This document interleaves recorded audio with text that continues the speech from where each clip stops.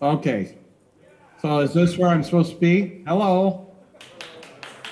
Okay, we're here. Well, so now what do we do? Is this being live cast? Recording in progress. Oh, we're recording it. It's not live. It's live to our audience. Okay. Hello, good to see you. Thank you. Sorry for the rough start. I was on an interview and sorry. Anyway, hello. Who's going to, what can I tell you? It's an honor to have you here with us, Ken, and we are very happy to have you with us. I wanted to ask, like I think it's always the first question, how it all started, how you started to write computer games. Okay, I know that some people know it, but if you can tell it. Yeah, how I started to write video games, is that the question? Sure. Oh, I didn't. I didn't like. I was very serious. I was working as a programmer doing kind of business software, doing serious stuff back in the 70s, and liked computers. But I really was trying to think of something fun to do or something to do. Actually, I didn't even care what I did. I just wanted to do something that would allow me to earn money with computers and move out of Los Angeles. In America, Los Angeles is a big city with millions of people and crowded freeways, and I hated living in Los Angeles.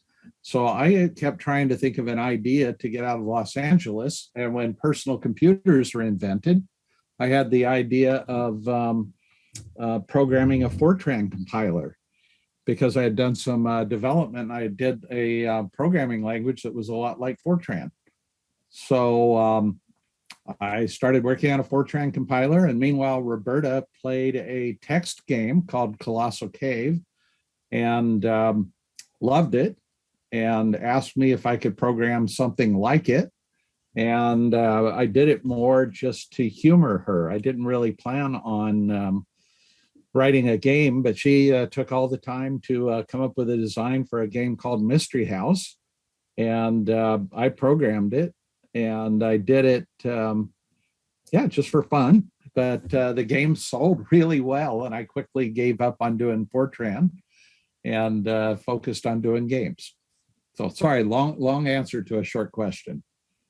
I want to ask you about high-res adventures because Mystery House was first of this, and then you put color to high-res adventure, and then it was time zone on 6 diskettes. Which of them you find was the most pivotal, the most transitional game in the history of online systems at the time of this first high-res adventure? Yeah. Well, I mean, obviously, Wizard and the Princess, and I think that was the third game we did. I think the first was Mystery House, and it sold so well that I needed something quickly to go out. And so we did another game, Mission Asteroid, and I think that may have been black and white. I don't remember. And then I had an idea for how to do color and did Wizard and the Princess, although it was funny color because the machine was only capable of 6 colors. And I had the idea, I was thinking of, they might have had color television coming on then, and they were forming color television out of, red, green, and blue. So I thought, well, maybe I could use the 6 colors on the Apple TV, or not on the Apple computer, to somehow generate more colors. And by mixing black and orange, I could get kind of a darker orange. And by mixing white and orange, I got a lighter orange. And mixing orange and blue, I could get kind of another color. And so, for Wizard and the Princess, I did that. And people loved it. I got a letter from Wozniak. A letter, he called me. But I remember he called and said he had never seen color on the Apple II before, and was kind of blown away. So it was kind of a proud moment. So you know what? The very source of fame that IBM has invested like 850,000 to make King's Quest One, and that the development costs were 700,000. Are those correct figures? It's been 40 years, so I don't remember. I'll have to defer to what I said in interviews back then, but they sound right. No, those are the right ranges. And today, I think today's games are suddenly, 10 million to 100 million. Games have gotten really expensive to produce. So was it at the time the most expensive game that Sierra have made, like the King's Quest One? Yeah. Well, it depends at what time. I mean, the most expensive game we ever made was Phantasmagoria. We had to build a whole studio for it. And in those days, if you wanted to create a 3D game, you had to buy high-end expensive workstations. I remember like even paying 35,000 for a machine to burn CD-ROMs. So yeah, I mean, in the early days, the most expensive game probably would have been King's Quest One, because we were completely pioneering there. We had new hardware, and we had to work with special development system from IBM, and it made everything we wanted to do difficult because they didn't have that much development hardware, so only one person could work on it at a time, and it was completely new hardware and didn't always work, but we got through it. Yeah. And that was kind of the game that launched the company really into the big time, because it was well loved. People really kind of loved that game. And then we went to Radio Shack with it at a time when they were selling the Tandy 1000, which was very popular. And that game, and they had 6,000 in those days. A company called Radio Shack was huge in the United States, and having 6,000 retail stores with a brand new computer and King's Quest, I mean, that was it was great. That made us a lot of money. And it was also the first game after the great video game crash, yeah? It was the first game to what? After the video game crash of 1983, yeah? Yes. Yeah. Well, let's see. I don't know. I don't know. Remember the timing. It would be our first game after the crash. Mm-hmm. There might have been some other games in development that went out, but basically we had shut down all PC development, all the development for the Apple II, because we wanted to focus on video games. And we did a bunch of cartridges, and it was expensive to do the cartridges, and we bought lots of inventory. And cartridges aren't like, today you can make a game and you can distribute it by download. In those days, for cartridge, you had to buy the darn cartridges, 10,000 or 25,000 at a pop. And 25,000 cartridges at $15 a piece for a small company becomes big money. So we took in venture capital to fund doing all the cartridges. And then when we were done, the cartridges were all worthless. We wound up throwing most of them away or giving them to retailers to sell at 50 cents a piece, and almost put the company bankrupt. So it was not a good time. One more question about King's Quest One, because I'm very interested if at the moment you were producing this game, you were aware that you are making such a revolutionary game. It was very clear for you, or you are just making another game and didn't care about what is all? No, everything was, well, I mean, there was a lot of emotion around King's Quest One, because the company was basically bankrupt, and our only hope of getting the company going again was King's Quest One. It looked beautiful coming out of development, and so we were excited because we knew that if we could just get the darn thing finished, if we can get it finished, then it would turn around the company. And also, I mean, one nice thing about King's Quest was that we were able to pioneer and make it so special, because brand new hardware. I mean, prior to the PC Junior from IBM, there was no such thing as more multi-channel sound. I mean, prior to the PC Junior, to play music, you would have to stop the animation on the screen and hit a little buzzer to kind of generate single channel music that sounded terrible.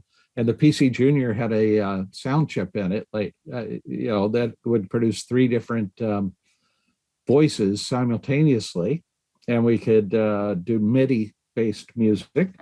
So suddenly we had real color to play with, we had real sound, and we had a processor fast enough to deliver animation. So it was a very breakthrough product. And in those days, I mean, nothing was really just another game. I mean, it was kind of a special time in the industry, and that everything you did was pioneering in some way. It was there were very few games coming out. I mean, if you compare today, where there's 30 games a day coming out, and then back then there might have been 30 games the whole year, if that, and from the whole industry. So it was everything was special in those days, and everybody was waiting on every game. They could buy them faster than we could make them. I always wanted to ask you something. You remember Leisure Suite Larry? In the first Larry, there was a password to get to the pimp, and it was Ken sent me. And who invented that? Because Ken here is like, it's you, yeah? Yeah, no, that was Al Lowe. I don't think the original soft porn, the text game that Leisure Suit Larry was based on, I don't think that had the Ken sent me. The Ken sent me was Al Lowe, and he reprogrammed it. And he started making me kind of a recurring character in all of the Leisure Suit Larry games. He liked to pick on me, I think because of the mustache. He kind of thought that was funny. So he would include characters with mustaches. And then he had Ken sent me. And I actually even see Ken sent me T-shirts every once in a while today. And 40 years later, people still remember that, which is very kind of exciting, kind of fun.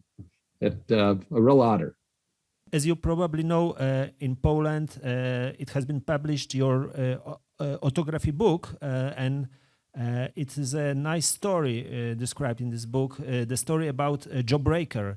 And Jawbreaker that has been a clone of Pac-Man, and you met with litigation from the company responsible for Pac-Man. And could you tell us about this process? Because it was one of the milestones that helped to create a modern industry. Yeah, in those days, everything was new, and it wasn't very official, I would say. There was almost no laws, and everything. We were young, and we were hackers, and we were having fun. We did make money, but a lot of it was just kids living together having fun. And somebody sent me a Pac-Man game on a computer, and there had never been a video game brought to computer before. And so I released it. I even thought about just calling it Pac-Man and selling it, never occurring to me that I should probably have a license for it. I was kind of a dumb kid, I guess you'd say. So I sold Pac-Man, which immediately got Atari, who owned the video game rights, to send me a cease and desist letter telling me don't market Gobbler. Yeah, we called it Gobbler. And I think that's what we called it. I'm pretty sure that's what we called it. And so I was and it was our biggest hit at the time. It was selling like crazy. So I didn't know what to do. And my brother John came up with the idea of instead making it called Jawbreaker and having, I think it was a toothbrush running through the maze chasing lifesavers, little candy through the maze. And we changed the mazes not to be exactly Pac-Man. And we changed the theme to be a toothbrush chasing candy through the maze. but it was effectively Pac-Man. I mean, everybody that saw it knew it was Pac-Man, including Atari's lawyers who sued me. And we fought the suit because my interpretation of the law was that you could protect characters. Yeah, there's something called copyright in the law. Oh, there's copyright, trademarks, but there's only patent protection to protect gameplay at that time. I'm not sure what the laws are today, but I studied all the laws and I said, we're not breaking the law. You can't protect gameplay. And in fact, if people could protect gameplay, there wouldn't be 100 Doom clones out there of any sort. So so we took the lawsuit and we won the lawsuit. It was funny because it was David versus Goliath. There was this big company, Atari, with the highest priced lawyers in Silicon Valley suing and litigating with this little bitty company in the middle of nowhere. And our lawyer, he was wearing blue jeans and a work shirt versus their guys with suits. But the law was pretty clear, and we won. I think we lost the lawsuit at the lower court level, but we appealed the suit all the way to the California Supreme Court and won the suit. After which Atari, somehow we won the suit, but I put out a letter saying I was pulling the product off the market anyhow, and that I never wanted anybody to be as close to one of our games as we were to Atari's. So we won the suit. We also let them win because we wanted everything to. Like I said, I didn't want anybody as close to one of our games as we were to theirs. And we had already made all the money on the game. So Roberta just came in, so I'm going to lobby her to try to answer some questions for you. But hey, Berta? Roberta is coming? Well, I hope so. I have to talk to her. She just came in and she's got our dog. Berta? I don't know where she is. Bert? Yeah. Well, I'm doing an interview live with some people in Poland. Can you at least say hi? Just a minute. She's working with the dog for a minute, and then she'll come here. But okay, so I hope that answers that question.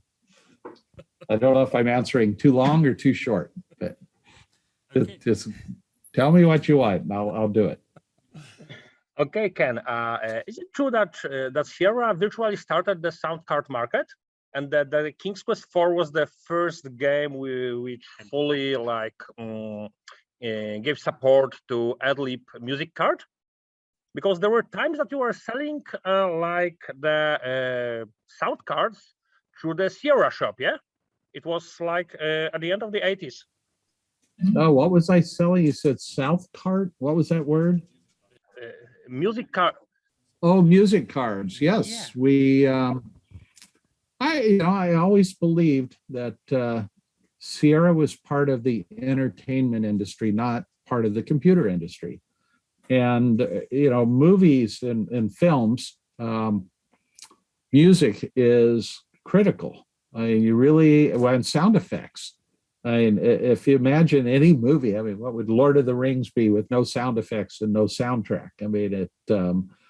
You just got to have it. So I lobbied the hardware companies, IBM, Radio Shack, all of them, to put in better and better sound. And it's kind of off track, but there was a lot of. I'm in there's the Roberta. rocks. I'm in the rocks now. I'm coming. She's coming through. Hi, Roberta. Because she needs to get to work at some point. Yeah, I do actually. But she's better than me, so let me turn over to her for a few minutes if you don't mind. I have an upcoming meeting coming. So okay, here's Roberta. Who am I talking to? Hi, Roberta. Hello. Here is Paul and Peter. What? Oh, it's hard to hear you, I guess. We had to turn off the video, but wait a moment. We will show I just saw ourselves. Pixel out there by herself. Oh, yeah. Yeah, go check on her. Oh. Hi, Roberta. I wanted to ask Hi. you, which part of King's Quest do you remember the most fondly? Which one is the closest to your heart? Which part of King's Quest and why? Probably, Bert, I don't know, interrupt him for 1 minute. oh, I gotta close that door. I have to Yeah. have Roberta close the door because we have a dog that's gonna. Oh, excuse- now I can close the door. Oh, okay. Okay, you're fine. okay, sorry. I would say probably King's Quest or 5, right in that, mid area of the King's Quest. King's Quest 4, because it was probably, I don't know if it was the first game with a female protagonist or avatar or not, but if it wasn't, it was very close to being the first one. And so it was, I hate to use the word controversial at the time, but it was certainly of interest, media interest.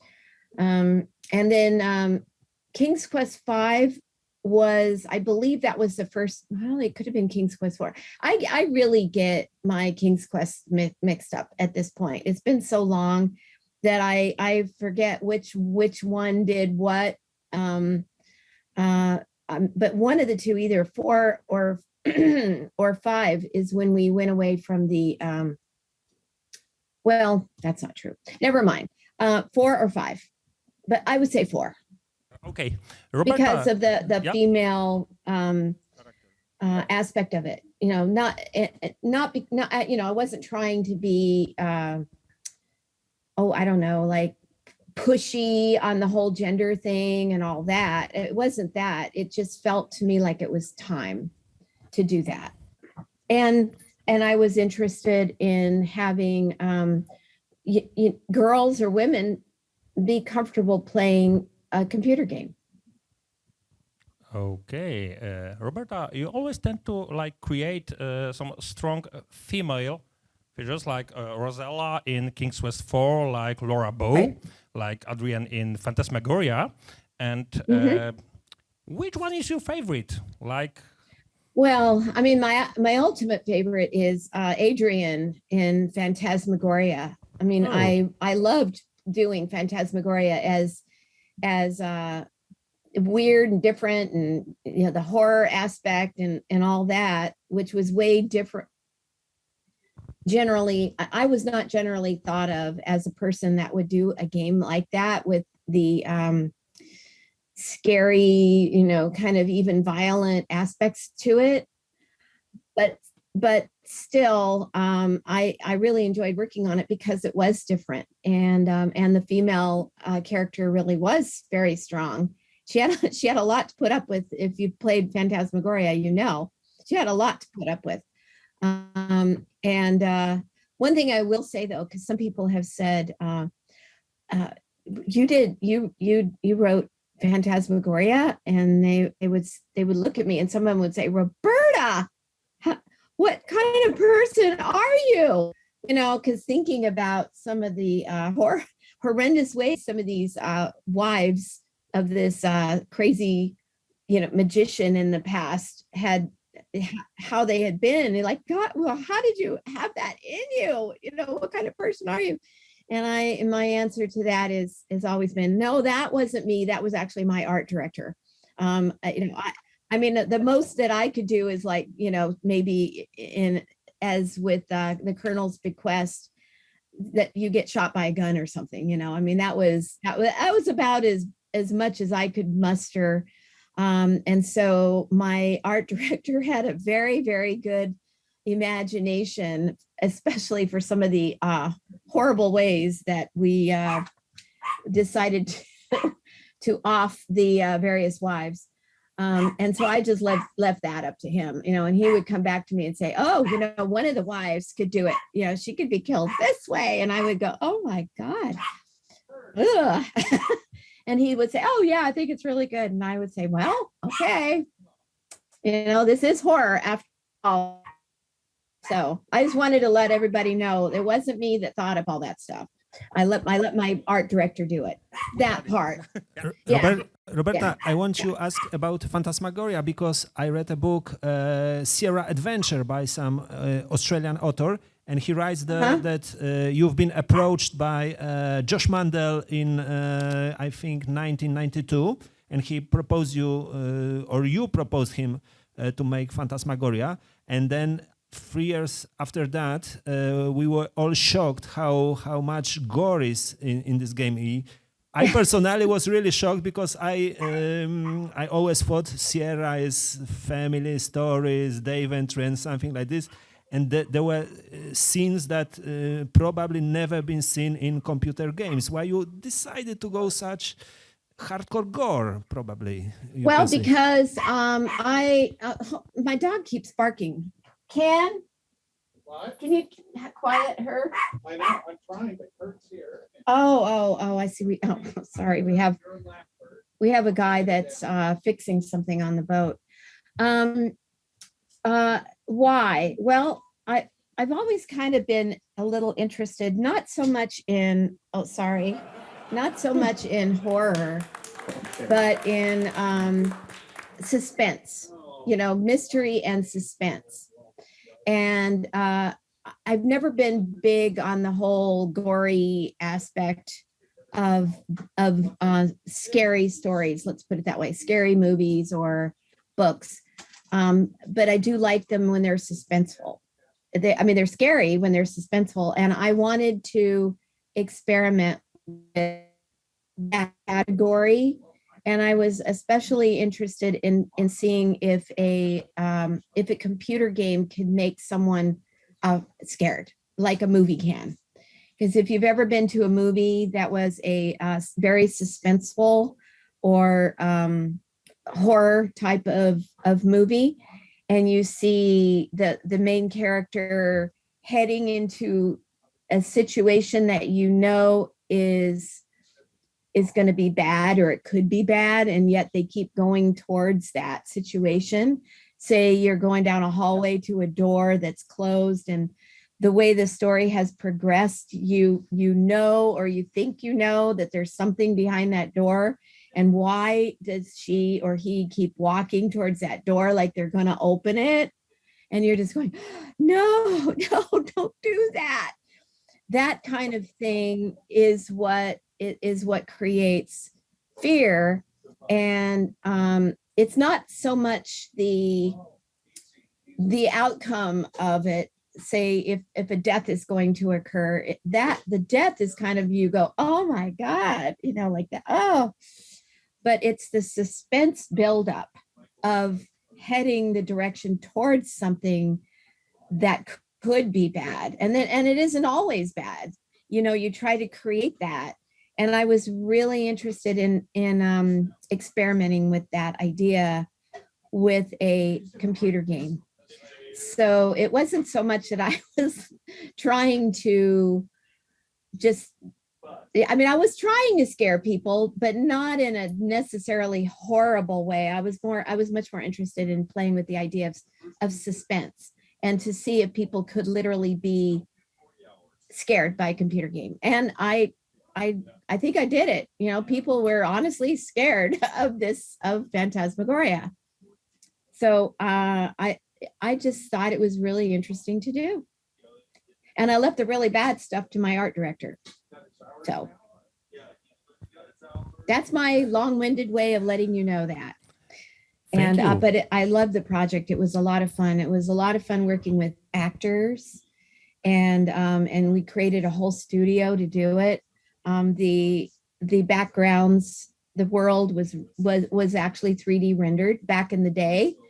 Probably one of the very first games to actually have a total rendered 3D world, even though it didn't move, through the environment like now. But it was still completely 3D rendered. And but then we had to figure out how to put real people into a 3D rendered world, and that also was very interesting.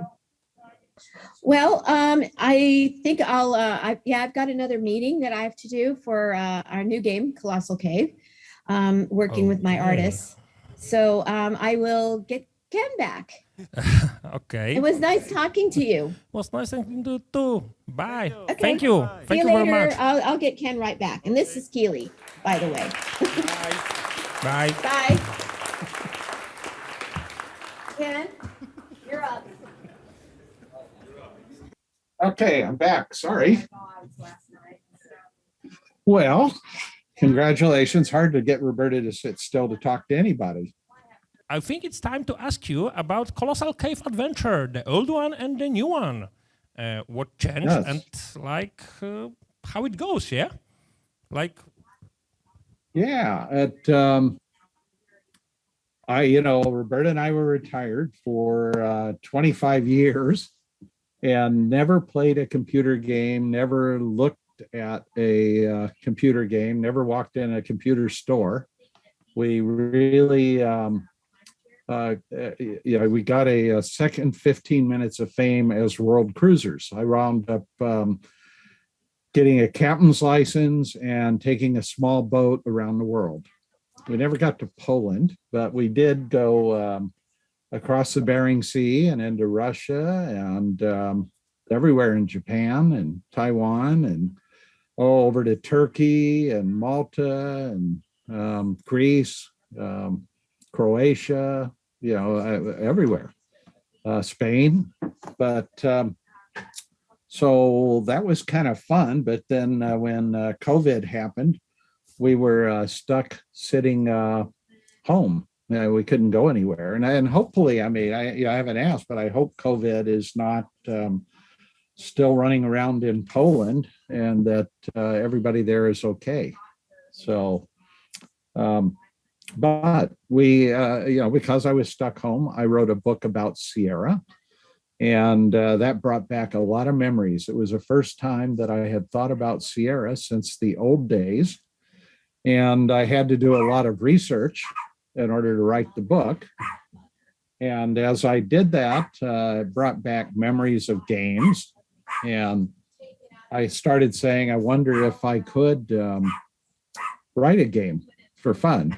We always thought that it would be impossible to write a game, and because we like to travel. Right now I'm talking to you from on a boat, and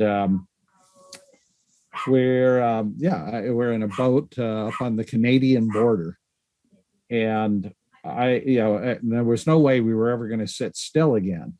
But with COVID and with Zoom, I discovered it's possible to talk to people that are on the other end of the world and share screen with them. And that was kind of amazing. So I started learning how to program and was trying to think of a project to do. And Roberta said, since the game that started it all was an old text game from 50 years ago called Colossal Cave Adventure, she said, because she didn't want to get involved. And it was an already designed game. And so she kind of mentioned, why don't you do Colossal Cave? And it was done by a couple of guys named Crowther and Woods. And I had to hunt around, but I found Don Wood's contact information. I called and said, could I remake your game? And he said, sure. So I started working on it alone and needed art. So I talked to an artist I found on the web who said he'd do the art for free for a piece of the action, named Marcus. And he and I basically put up the whole game in about 3 months. And we finished, but it looked horrible. I'm going to go tell the dog to stop. Bert, can you control Keely? Yeah, you got to control Keely. That's our doggy. Let's see. And we finished the game. Marcus and I finished the game, and it looked horrible and played horrible.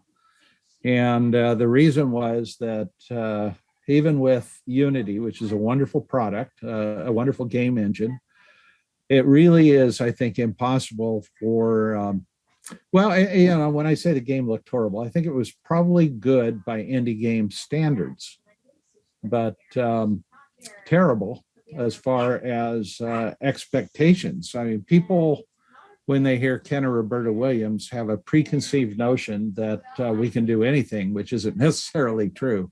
You know, only two people can only build so much game.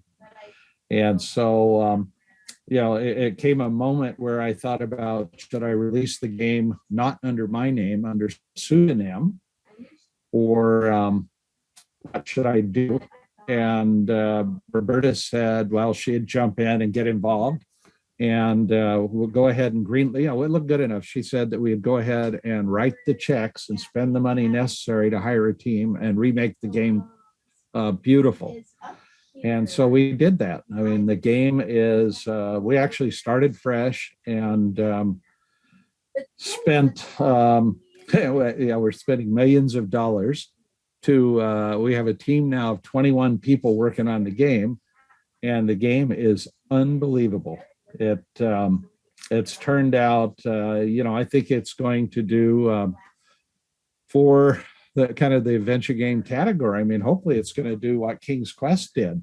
It's a, yeah, I think real breakthrough game. You know, the team has done an amazing job and looks great, plays great. We still got a lot of work to do.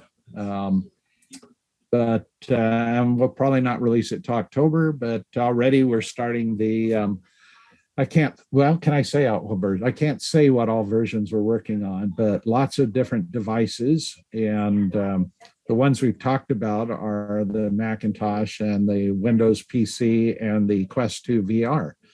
And we were even showing the Quest 2 VR at a show, and that was couple of months ago, what I'd call a prehistoric version of the game that looked terrible compared to what it looks like today. And probably what we're seeing today will be terrible compared to what will release in October. So it's still evolving. And I don't know if that answers the question. What else can I tell you about it? But, you know, the one thing I can say is Roberta and I are fully engaged and working hard for over a year, about a year and a half. We've worked, well, I work every day, my time from 6 a.m. to 6 p.m., 12 hours, and just constantly at the computer working. And yeah, and Roberta's pretty close to the same.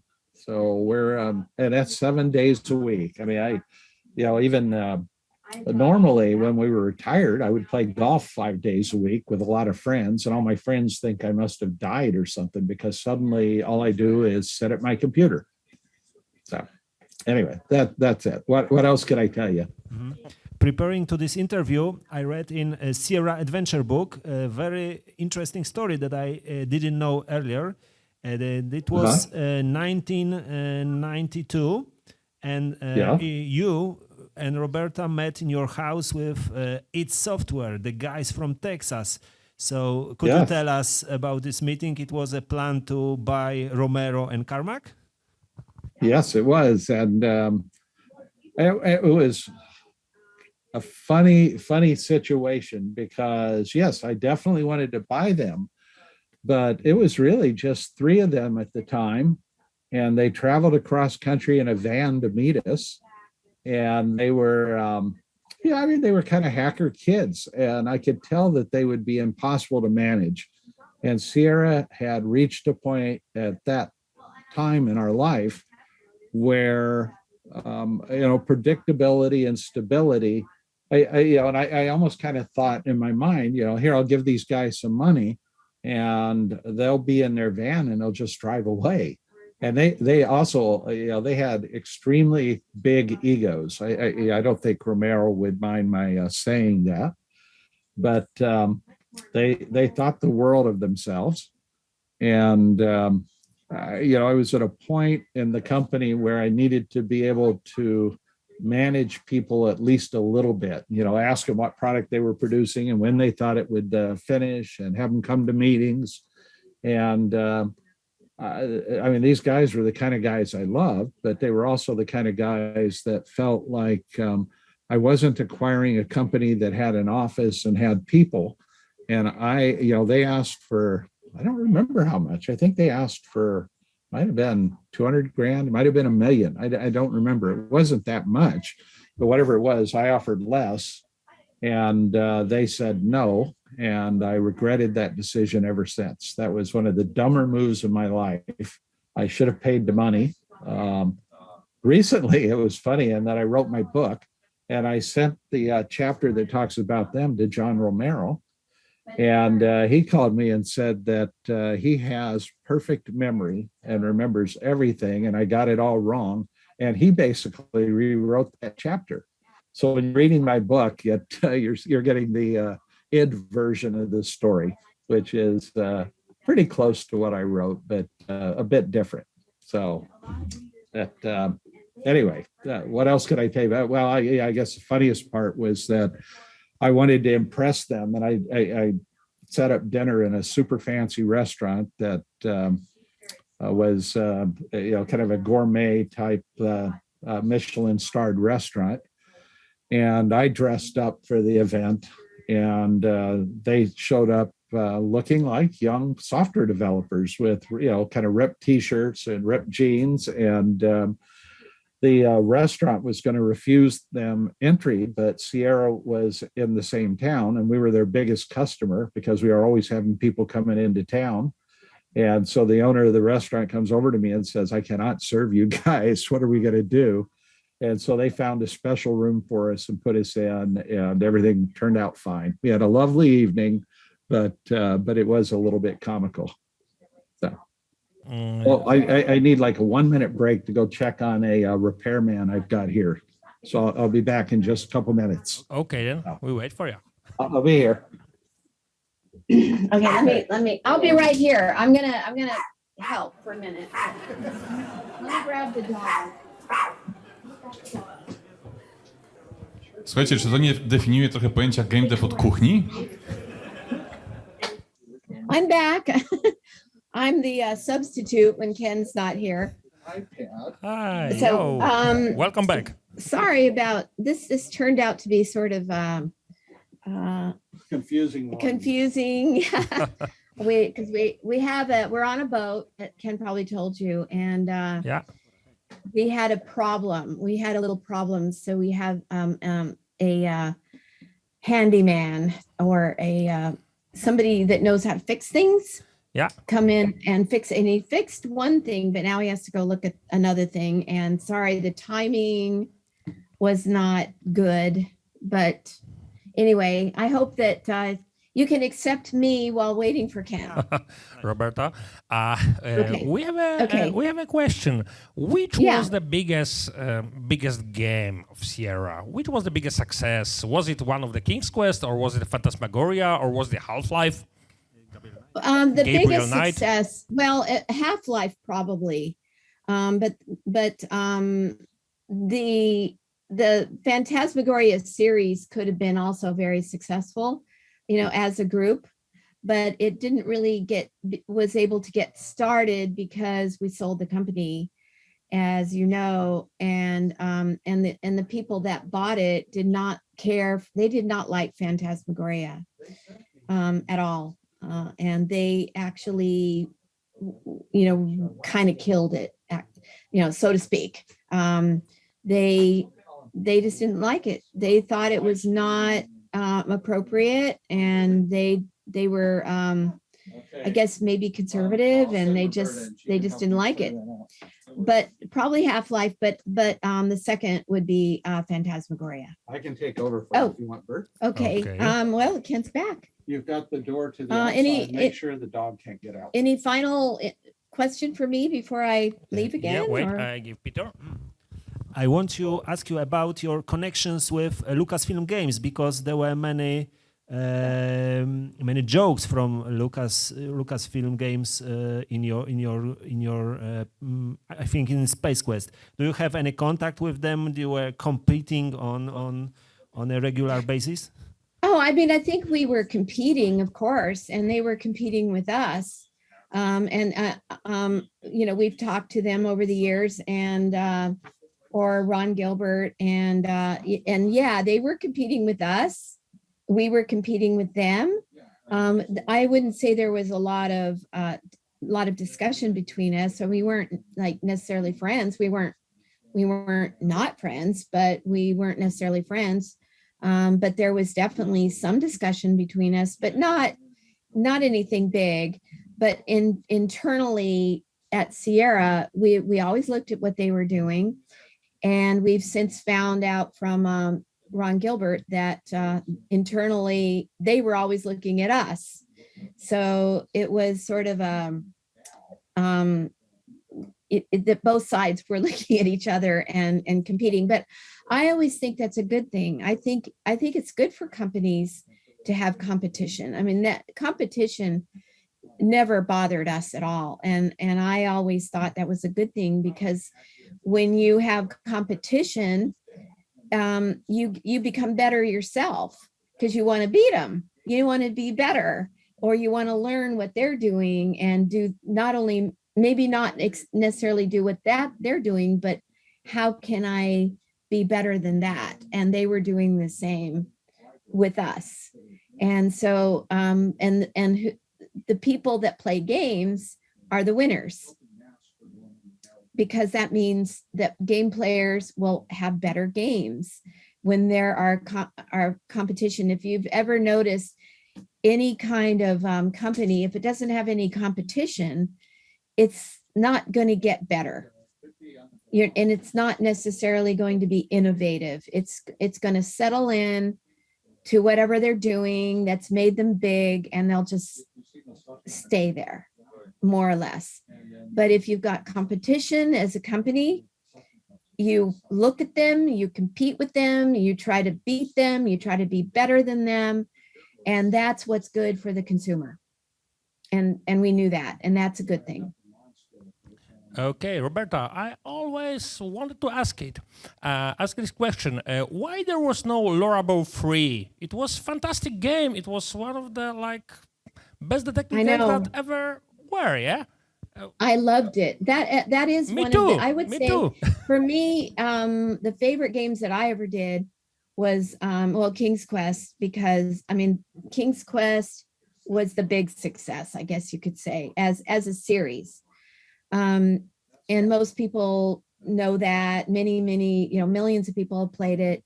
Phantasmagoria, was also very successful. It could have been much more successful if as a series, if the company that bought us liked it, but they didn't. And so that was that. But the third series that I really loved was the Lorabo series, mystery series. And I again, that was a little bit into suspense, detective, being a detective. And there were murders, of course, because it was like it was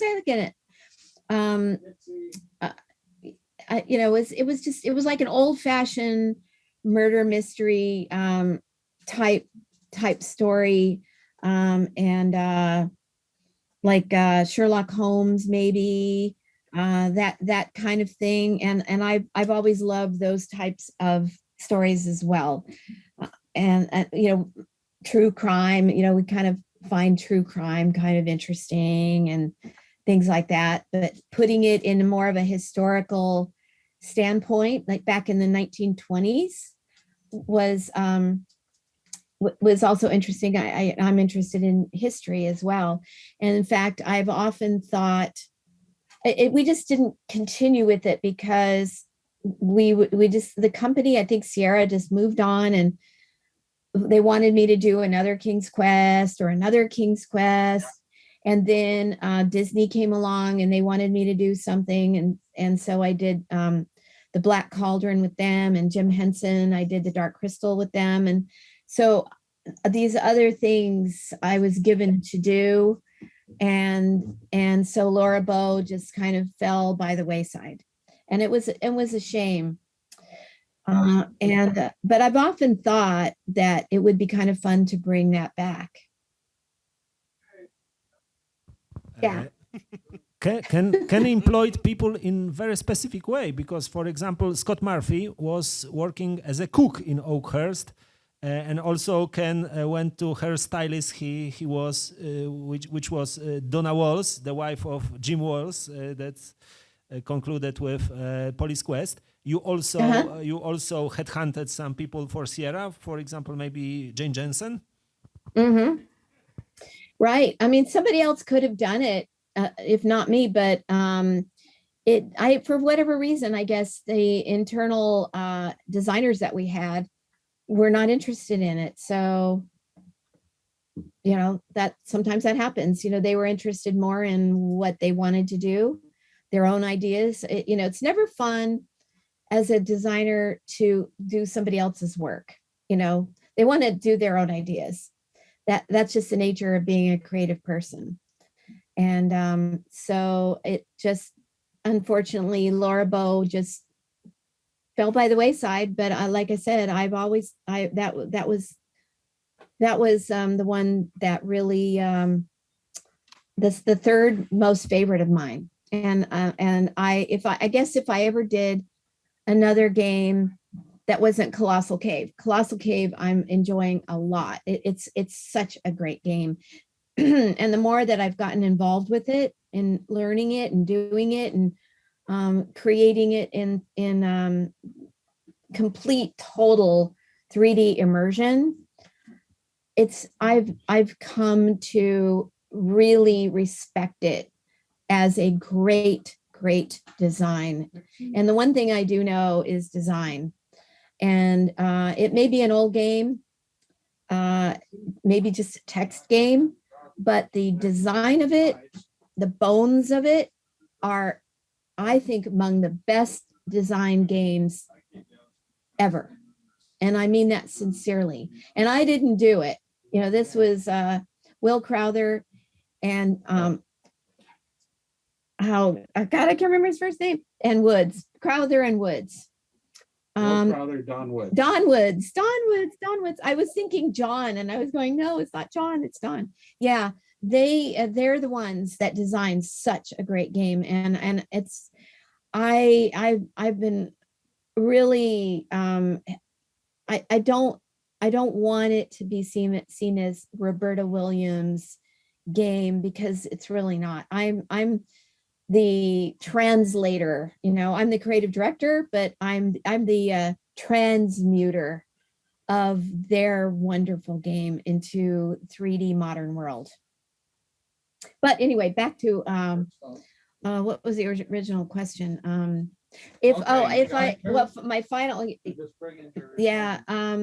I was to ever do another game again, I have to, that's mine, truly mine. I have thought often of doing a Laura Bow, and if I couldn't do Laura Bow, it's something similar again. Roberta, we have a last question for you, because our time here is also ending. We are nearing the end time. I didn't hear it. Roberta, I want to ask you one more question. Okay, one more, and we'll get Ken back. Okay, will you be visiting Gamescom this year in Germany? You will be there, yeah? No. I mean, we're busy. I mean, we're trying to get this game out. It's Colossal Cave is a huge, very, very intricate game.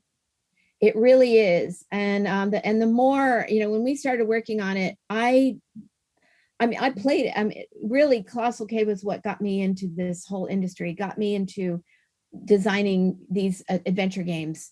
I was so taken with it. I just loved it. And I wanted that's what really, playing Colossal Cave, I had to map it all out. You just had to, and I think to this day, any player is still going to have to map it out. They're just going to have to do that. We've thought about, well, maybe we could map it for people and, as they go along, but I don't think that would work. I just, the game is too intricate, and it's going to require some patience on the part of people playing it. They're going to have to really, it's very thoughtful. They have to be very thoughtful about it and really go through it and discover it. They're going to have to map it to some extent. especially mazes. They're going to have to plan it out if they want to go back and try to play through it and get the maximum score of 350 points. They're going to have a plan, and they're going to have to go back in and follow their plan if that's the way they want to play it. But it's so intricate. And the more that I've gotten into it, we have all the original source code. So we're going back to the original. We're not doing any of the, there's been a lot of different versions of it that other people over the years have done. And they've added more points, they've added different puzzles, but we're not. I said, I want to take it and I want it to be the original. And so we talked to Don Woods, and we were able to get the original source. And so we're going back to what it was after, from Will Crowther started it, then Don Woods finished it. And then that became the 350 point version that was the one that people really started playing. And so that's the one that I wanted to go back to.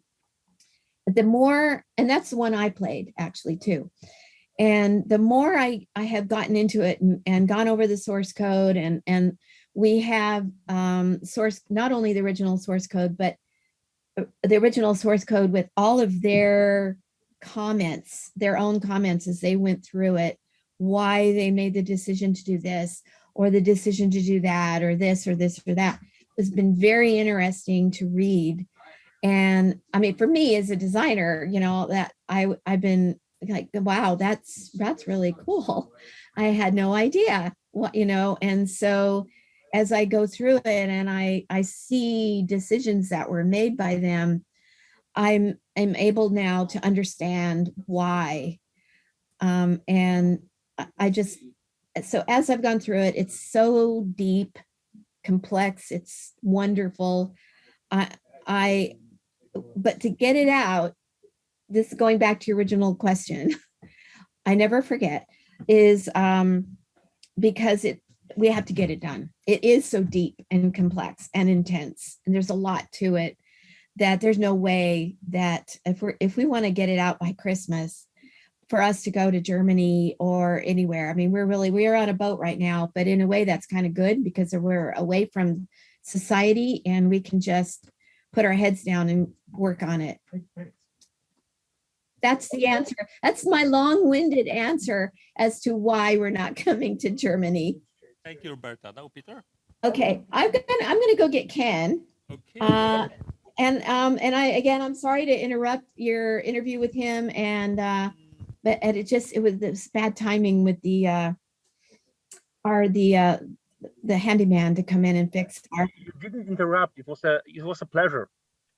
Okay, let me go find him because I really need to get back to work. Actually, I do have a meeting coming up with my artists, and I need to do a little homework of my own before I meet with them. So I am going to go drag him back here, and it was a pleasure talking to you. And I think this is it. This is it. Okay, bye. There you are. Okay, bye. Okay, Pixie, you can go with mommy. Well, was there any? No, I think it wasn't there after we took everything apart. Oh, okay. So you might have to put stuff back while he goes digging elsewhere. Okay, I'll put it back. Okay, I'll put everything back. well, so Ken, is this working for you? yeah, probably it will be our last question. I want to ask you about your online businesses because you produced Sierra Network and then it turned out to be Imagination, and AT&T bought a stack of it. And I want to ask you, if you think about those times, you think it was a big chance for Sierra to become the largest company in the world because you were interested in online services very early? Yeah, I mean, if we had hung in there and just kept doing it, then I had a discussion recently with somebody at Activision, kind of one of their head guys, the head of Blizzard, and we were talking, and he mentioned that before he would get involved in a product, it really had to be $1 billion revenue opportunity. That I mean, it's numbers that are so big, it's impossible for me to even envision. And yet Sierra pioneered all of that. The massively multiplayer game, we did it first, years before there was an internet. And we could, had we hung in there, I mean, we would have been a giant company. I'm not complaining. I wouldn't get even if I could afford it, I wouldn't have a bigger boat or a bigger car or a bigger house. So everything turned out fine for us, but the world lost in a way. And then I think we were onto something really cool and doing something fun. It was just fun to play. I mean, we had the first marriages on the Sierra network, as far as people meeting each other online and then getting married in real life. We were doing fun stuff. We created our own email system. We created fun stuff to do where you could give flowers to people. We had our first virtual currency. We had online gambling. It was a, even before I sold it, we had like 10,000 subscribers. And that sounds like nothing today, but remember in those days, it was 2,400 baud modems. And and the other part of the story that I should probably mention is that the Sierra network started as Constant Companion. I went to, this was, like I said, long before the internet. And I had kind of a simple mission statement, which was, and it came from my grandma at the time. I said, what if my grandma could pick up a bridge game 24 hours a day, 7 days a week? And I, with that simple mission statement, I designed a little box that I thought would be, $99 or $199 that would really do nothing more than plug it in, turn it on, give it a phone line, and you can pick card games 24 hours a day. And I wanted to target seniors. And I targeted seniors because I wanted my own team to think in terms of a simple user interface, something where you turn it on and just do it, which wasn't the way the world worked in those days. I mean, it was the only people that were buying computers were kind of geeks. It wasn't really a mass family product yet. And but I thought by telling my team we wanted to go after 90-year-olds, that they would design differently than if I said we were going after the the 25-year-old market. So they did, and quickly there was more that we could target. Well, and finish the story, I went back to NEC and IBM and Microsoft and a lot of companies to try to get them to invest in that project. And a big communications company called Sprint signed up and provided us all the network backbone. And NEC was in the computer business then, and might still be, I don't know. But they provided a lot of hardware. They provided the computers, and we really did go to 60 homes of senior citizens of average age around 90, and hooked them all together, and they loved it. I mean, the system would, in those days, I mean, our server was unreliable, and it would crash frequently, and it would even overheat, and it was really a bank of servers. And yet the seniors were so addicted and so in love that they would just sit there and dial in again and again and again for however long it took to get reconnected. And that was probably one of the coolest moments of my life, was just seeing, my vision. You remember Sierra was named Online Systems. My vision from the beginning was online gaming. And to see it come to life for the first time, I mean, the first time I saw, we did Red Baron multiplayer on 2,400 baud modems. I mean, you just got to envision it. And yet we had people up in aircraft dogfighting in 3 years before the internet. I mean, that is unheard of. So anyway, sorry, I hope that answers the question. Ken, thank you very much for your time. Audience, please for an applause for Ken. Yeah. Let me know when it's uploaded, and I'll plug it on my Twitter feed and Instagram feed and stuff. And thank you. Thank you. We are waiting for Colossal Cave Adventure, and we'll be keeping fingers for you.